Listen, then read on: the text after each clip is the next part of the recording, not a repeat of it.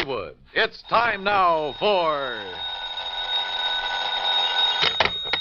Johnny Dollar. Crutcher, Mr. Dollar. Lester Crutcher at Continental Insurance Company. Oh, how are you, Mr. Crutcher? Tell me, are you familiar with the Priest Expedition collection? Priest Expedition? Some of the relics, artifacts of considerable archaeological import that were excavated from the ruins of the city of Ur in the valley of the Euphrates. What? Findings from the temple erected to the god Baal, which proved of such historical value to students of the ancient Babylonian civilization. You know. Yeah, I certainly don't know. But what about it? We carry some special insurance on that collection. And what's happened to it? Nothing yet. But I think you'd better come over and see me. Right away. Okay, Mr. Crutcher. Why not?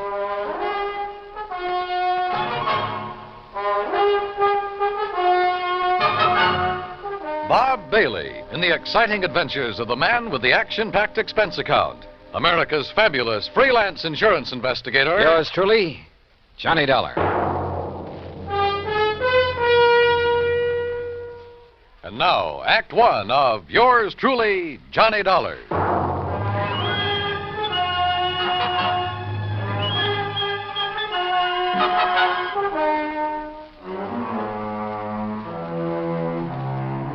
Expense account submitted by Special Investigator Johnny Dollar to the Continental Insurance Company, Hartford, Connecticut.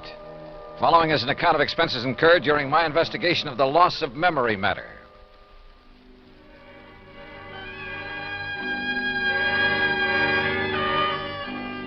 Ancient Babylonia, Crutcher had said. So on the way down to his office, I stopped off at the library for a good look at the encyclopedia. And I learned that what was once Babylonia is now a part of the country of Iraq, one of the hot spots in the Middle East. Good. There might be some action, even international intrigue. On a map, I found the location of the long-forgotten city of Ur. The confluence of the Tigris and Euphrates River near the Persian Gulf was where it was. Romantic names, all of them. And not too far away, the exotic city of Baghdad. Yes, at long last, a trip to the Middle East. Middle East? Well, that's what the map said, Mr. Crutcher. Near west is more like it, Dollar. Huh? You must have misunderstood me. The relics from the temple of the god Baal I mentioned are presently in the little town of Lakeview. Lakeview? Yes, right here in Connecticut. I guess I did misunderstand.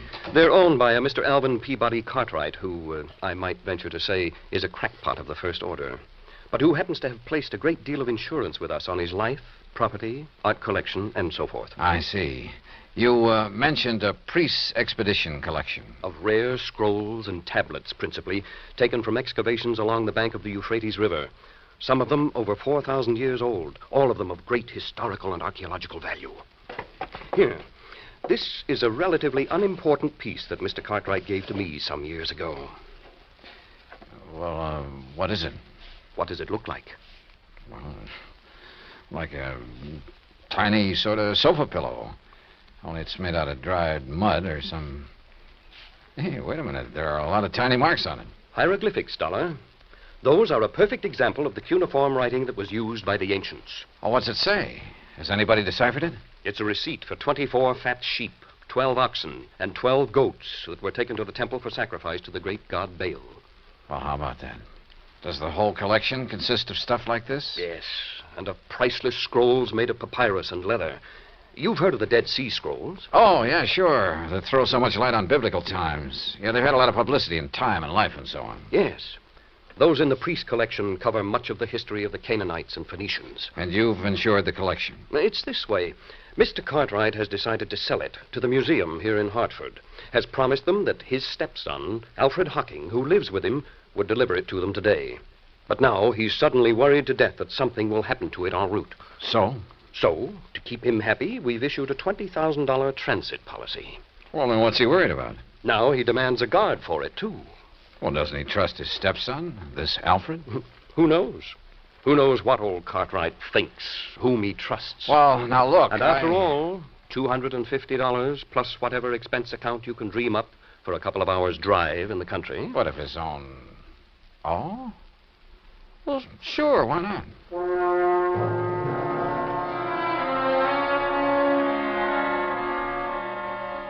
Expense account item 2, $50 deposit on a rental car in which I promptly headed north and west on Highway 44. The 50-odd mile drive to Lakeview was easy and pleasant. Finding Cartwright's home was also easy. It sat prominently atop a hill on the outskirts of the little town with perhaps 2 acres of ground around it. All of it looking worth a lot of money, yet rather seedy and run down. Alvin Peabody Cartwright himself greeted me at the door. I take it you're Mr. Dollar. That's right. Mr. Cartwright? Let me see your credentials. Oh, well, yeah, sure. All right, here you are. Yes, all right, you can come in. This way, in my study. Right here. And there, Mr. Dollar, is the box containing the Babylonian relics. That one carton is all that's to be delivered to the museum in Hartford? That's all. Young man, the contents of that sealed carton are worth $21,000, and it's sealed, you understand, so that neither you nor that worthless stepson of mine can get your hands on any part of it. Alfred, this is Mr. Dollar. Alfred Hockey. Hi, Dollar. Oh, I'm sorry I didn't see you sitting back there. Yeah. Now let me finish this phone call that you interrupted. You still there, Mr. Waring? All right, now. Huh? Yes, he finally got here. Dollar's his name. That's right. Shall I sit down? Yeah, sure.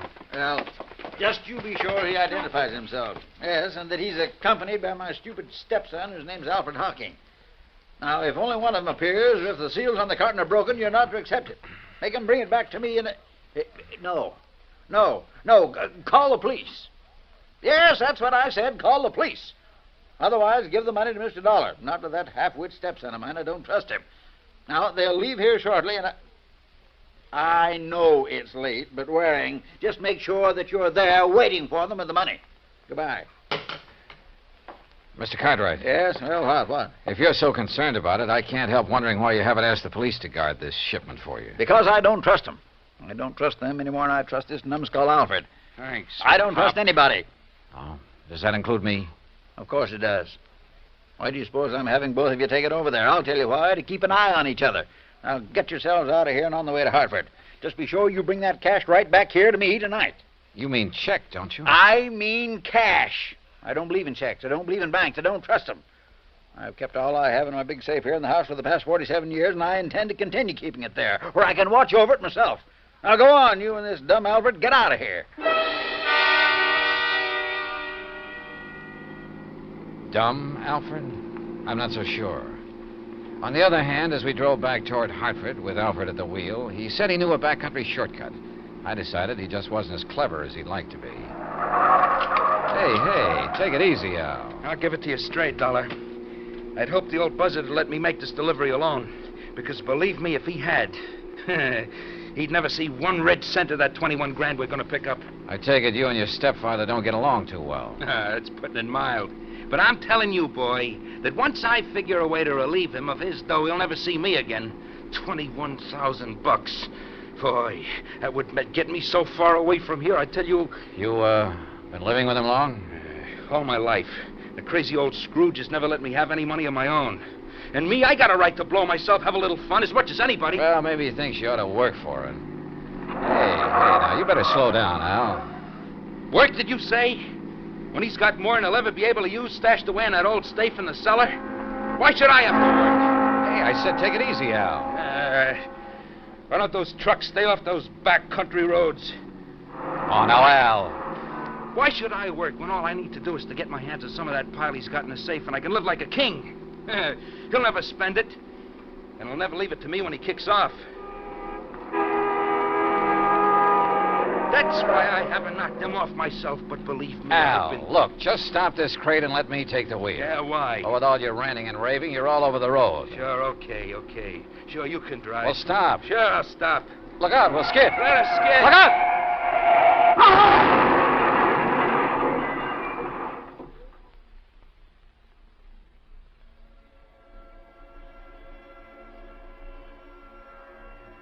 There was a long period of deep, dull blackness, without sound, without feeling. And then, slowly, hazily, the light came back, but it wasn't clear. Everything seemed very confusing, very vague. I was conscious of a terrible throbbing in my head, and then it slowly passed, leaving only a dull ache The strange and helpless feeling of not knowing who or what or where I was. Until the shadow of a man rose from the ground beside me. Slowly took definite form as it wavered for a moment, then stood over me. How about you, boy? Back to the world again? World? Yeah, you really hit that windshield frame. Here, let me help you sit up.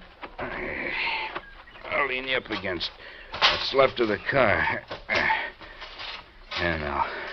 Car? Sure. Here, this is the wreck we cracked up in. There you are. Nothing busted. You were just knocked out. Cracked up? Sure. On our way to Hartford. Hartford? Hey. What's the matter with you? I don't know. I can't seem to remember anything. What do you mean? Not I anything. can't remember. My mind is all blank. Well, you know who we are, don't you? No. What? No, and my head, it's Look. Are you kidding, Hartford? Bud? Car? Sure. Hartford, to deliver some stuff and collect a big wad of... You're sure you don't remember? I don't remember. Not even who you I don't are? remember. I'm trying to, but Well, I'll be... Okay, now, listen. Everything's gonna be okay, real okay. You want to know who we are, huh? Yeah, who I am. Sure you do, and I'll tell you. Your name is Hocking. Alfred Hocking. Alfred? That's right, yeah. You're Alfred Hocking. We were driving along here in the car. See, I was. You were keeping me company, you get it? Yeah, I guess so. Sure you do, sure. You see, I have to deliver some stuff in Hartford. It's in this box here in the car. There, you see it? Box? Oh, yeah. Yeah, you just came along for the ride. The ride to Hartford, see? Oh. Yeah, and after I deliver this stuff and pick up make a little pickup, that is, why, then you and me will part and go our merry ways, you see? I don't know. I guess so. Sure you do. Sure you. Yeah. Sure I do. You feel better now, huh? Yeah, much. If only my head would clear. If only I could remember something, anything. Look, you're going to be okay. Al? Al. I'm Al. That's right. Yeah. But you... I can't remember. Huh? Who are you? Me? My name is Johnny Dollar. Dollar. Yeah, remember that. Johnny Dollar. That's right. Yeah.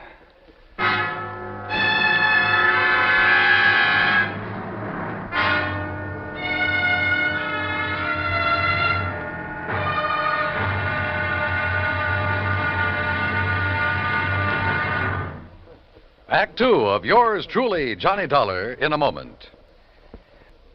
Now, Act two of yours truly, Johnny Dollar, and the loss of memory matter.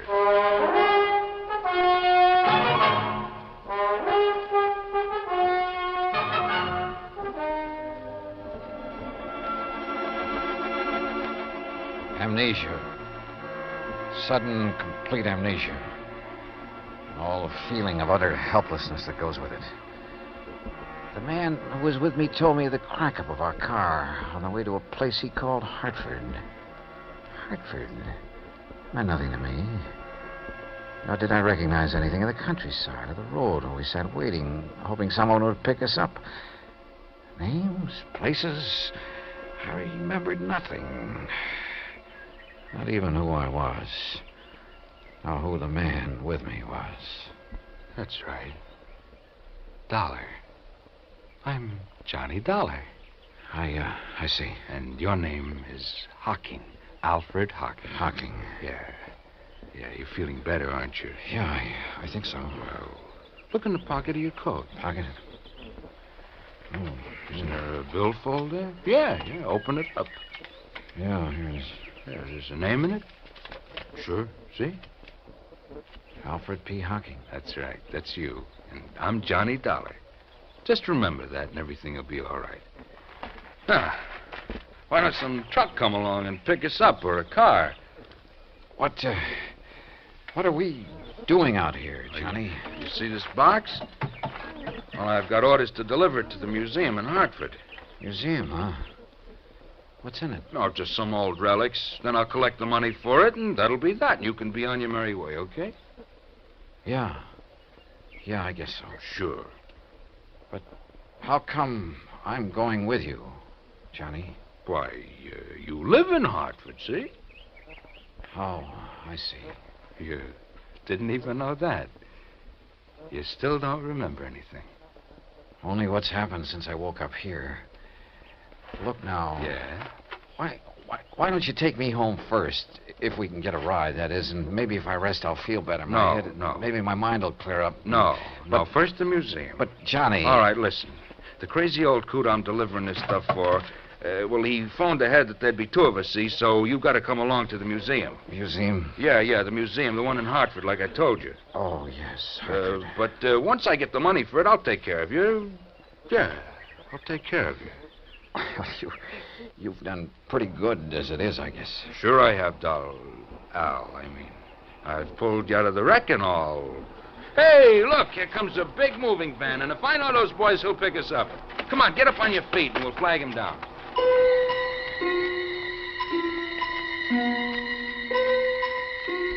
The helpful driver of the big cross-country truck picked us up and was all for getting me to a hospital before anything else.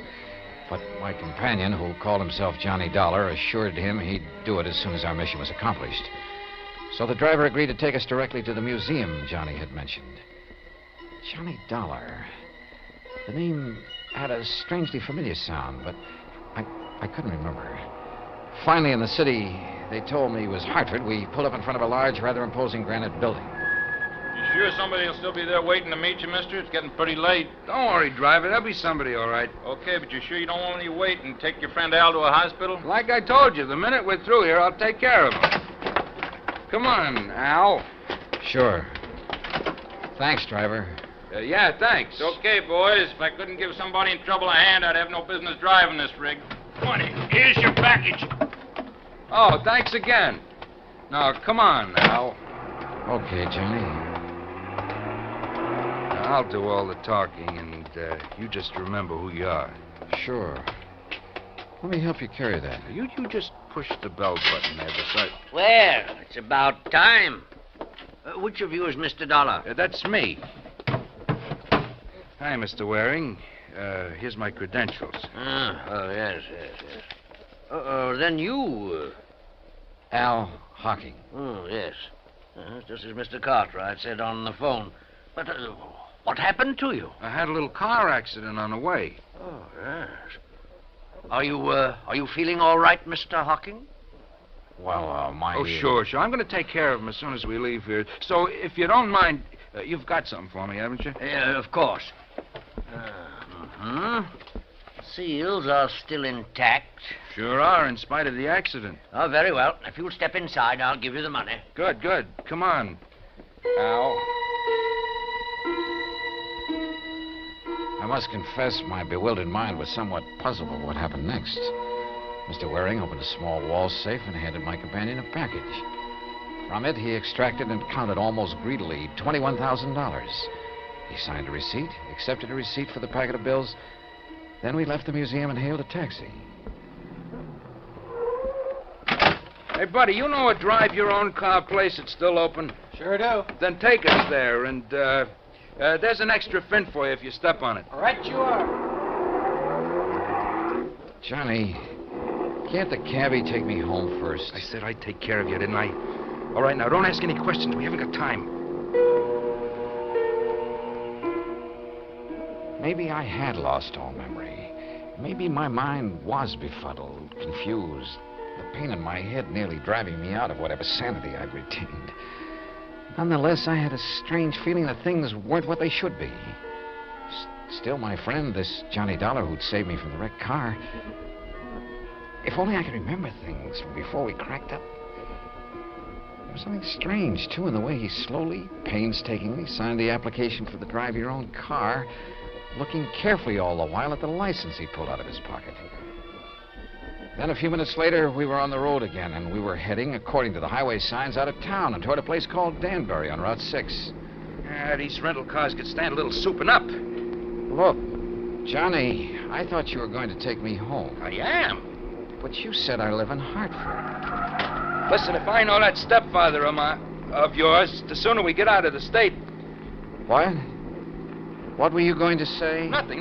Now, listen. I got to get you to a hospital, see, and the best one I know is over the line in New York. You want to get your memory back, don't you? Yeah, sure, but now look, Al. Huh? What'd you say? It's funny. I called you Al. What's funny about it? Sure you aren't beginning to remember things, huh? How about it? I wish to heaven I could. But now, look, Johnny, there's something funny about all this. I may be a bit muddled after that crack-up we were in, but it seems... You are muddled. That's the reason you're getting crazy ideas, but don't. See? Just quit thinking and relax so you might do something you'd be sorry for. Yeah. Real sorry. This determination of his to get across the state line. Things were wrong, and I knew it. But I didn't know why. A man's judgment is based on his experience. So are his reasoning powers, based on things he's done or that have happened to him, or at the very least on things he's known about in the past. And all of my knowledge of the past was gone from me. Anything I might do or say at this point would probably be wrong. So how could I argue with this Johnny Dollar? What's more, he had a gun. I'd felt it in his pocket when he bumped against me. Perhaps if I had a gun, I could stop him. Demand an explanation. I felt that I should. Why? I didn't know why, but somehow. Johnny? Yeah? Why are you so anxious to get into another state? I told you to get you to a hospital. Now shut up. Oh, listen to me. Don't ask questions. Just leave everything to me. Well, why is driving all this distance, 50 or 60 miles now, better than if you'd taken me to a hospital or doctor back in Hartford? I told you to stop asking questions. Yeah. Johnny, why do you carry a gun? Why shouldn't I? Don't worry about it. Are you supposed to? Sure. I got a permit, so forget it. Let me see it. Hey, what is this? Later. Now. Later, I said. Then I don't believe you. All right, then here. Look in this card case. I looked in Johnny Dollar's card case. His driver's license, business cards that said he was a freelance insurance investigator. And again, something vaguely familiar stirred in my cloudy mind. You find it yet? And then an identification card with thumbprint and snapshot. And the picture was not of the man beside me. Instinctively, I leaned over to look into the rearview mirror, to look at myself. But he pulled the gun from his pocket, and before I could do it, he struck me hard across the head.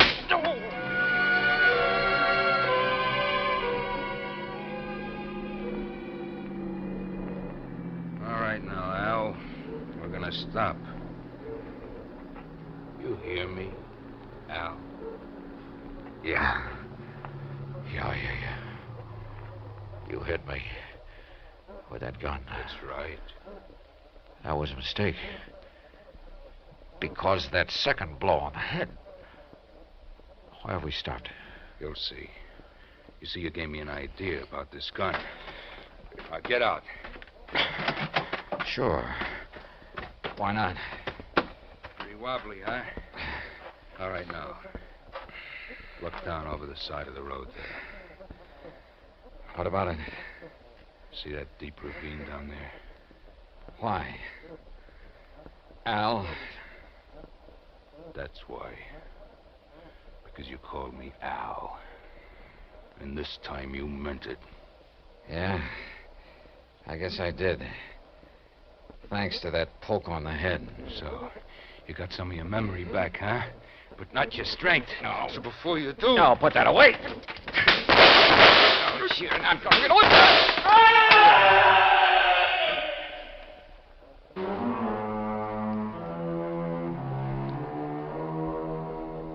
Expense account total so far, $95 even, including doctor bills. Repair bill on rental car is still to come, and strangely enough, old Cartwright is perfectly willing to pay it and any other expenses that may be involved. He's a changed man with his chiseling stepson out from underfoot. Also, I'll be required to appear in court against Alfred Hocking, and there'll be expenses involved there, too.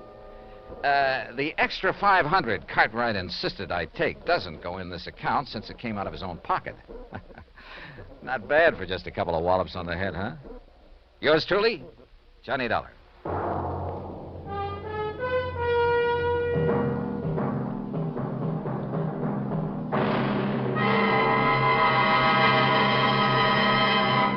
Now, here is our star to tell you about next week's story. Next week? Well, it's another case of mistaken identity, but believe me, a completely different affair. Join us, won't you? Yours truly, Johnny Dollar. Yours truly, Johnny Dollar, starring Bob Bailey, originates in Hollywood. It is produced and directed by Jack Johnstone, who also wrote tonight's story. Heard in our cast were Les Tremaine, Parley Bear, Joseph Kearns, Barney Phillips, Tom Henley, and Shepard Menken. Musical supervision is by Amerigo Marino.